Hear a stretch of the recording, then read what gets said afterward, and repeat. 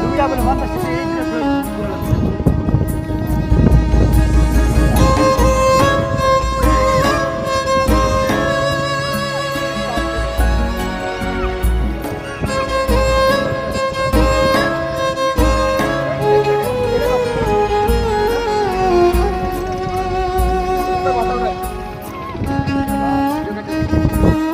ভাইজান আমাদের এলাকায় আসছেন যে তরমুজ খাইতে কিরকম?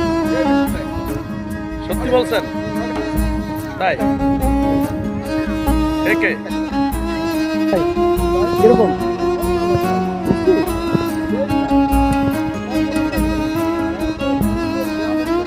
কার ভিডিও করে ওই ওইটার কাছে